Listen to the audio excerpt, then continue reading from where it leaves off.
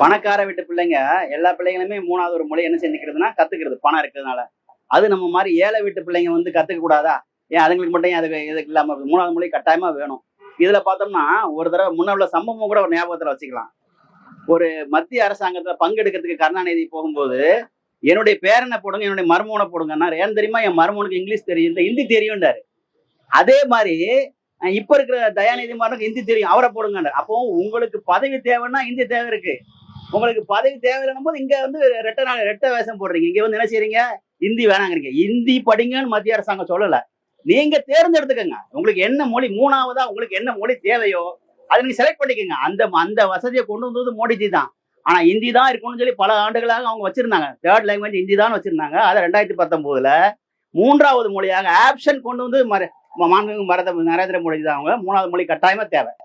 அந்த காலத்துல இருந்து அந்த அரசியல் தமிழ்நாட்டு மக்களுக்கு அந்த மொழியை வச்சே அரசியல் பண்ணி ஓட்டு வாங்கணும்னு இன்னைக்கு போராடுற அந்த அமைச்சருடைய குழந்தை பையன் அந்த மூணாவது மொழியை தேர்ந்தெடுத்து படிச்சுட்டு இருக்கான். யாரு?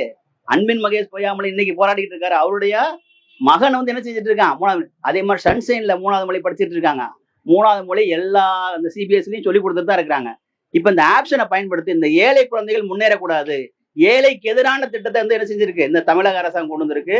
ஏழைகள் இதை புரிஞ்சுக்கணும். பணக்காரன் வந்து ஒரு மலையை போயிடறான், அரசியல்வாதியுடைய அவங்க கூட அரசியல்வாதி ஒரு மாதிரி போயிடறாங்க.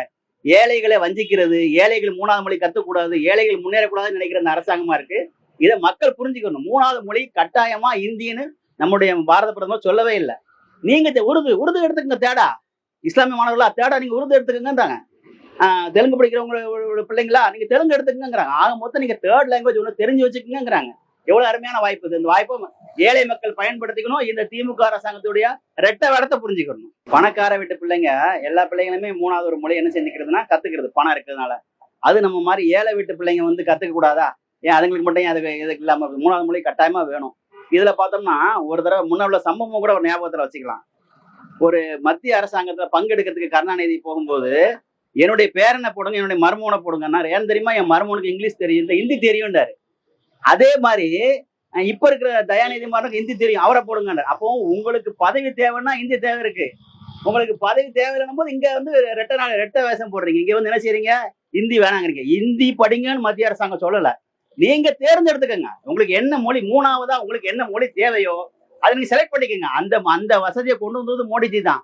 ஆனா ஹிந்தி தான் இருக்கணும்னு சொல்லி பல ஆண்டுகளாக அவங்க வச்சிருந்தாங்க. தேர்ட் லாங்குவேஜ் ஹிந்தி தான் வச்சிருந்தாங்க. அதை 2019ல மூன்றாவது மொழியாக ஆப்ஷன் கொண்டு வந்து மாண்புமிகு நரேந்திர மோடி தான் அவங்க மூணாவது மொழி கட்டாயமா தேவை.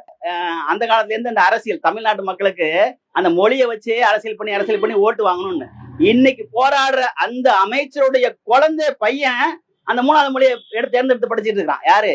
அன்பின் மகேஷ் பொய்யாமொழி இன்னைக்கு போராடிட்டு இருக்காரு. அவருடைய மகன் வந்து என்ன செஞ்சுட்டு இருக்கான்? மூணாவது. அதே மாதிரி சன்சைன்ல மூணாவது மொழி படிச்சுட்டு இருக்காங்க. மூணாவது மொழி எல்லா இந்த சிபிஎஸ்சிலையும் சொல்லி கொடுத்துட்டு தான் இருக்கிறாங்க. இப்ப இந்த ஆப்ஷனை பயன்படுத்தி இந்த ஏழை குழந்தைகள் முன்னேறக்கூடாது, ஏழைக்கு எதிரான திட்டத்தை வந்து என்ன செஞ்சிருக்கு இந்த தமிழக அரசாங்கம் கொண்டு வந்திருக்கு. ஏழைகள் இதை புரிஞ்சுக்கணும். பணக்காரன் வந்து ஒரு மாதிரி போயிடறான், அரசியல்வாதியுடைய அவங்க கூட அரசியல்வாதி ஒரு மாதிரி போயிடறாங்க. ஏழைகளை வஞ்சிக்கிறது, ஏழைகள் மூணாவது மொழி கத்துக்கூடாது, ஏழைகள் முன்னேறக்கூடாதுன்னு நினைக்கிற அந்த அரசாங்கமா இருக்கு. இதை மக்கள் புரிஞ்சுக்கணும். மூணாவது மொழி கட்டாயமா இந்தின்னு நம்முடைய பாரத பிரதமர் சொல்லவே இல்லை. நீங்க உருது எடுத்துக்கங்க. தேடா இஸ்லாமிய மாணவர்களா தேடா நீங்க உருது எடுத்துக்கங்கன்றாங்க.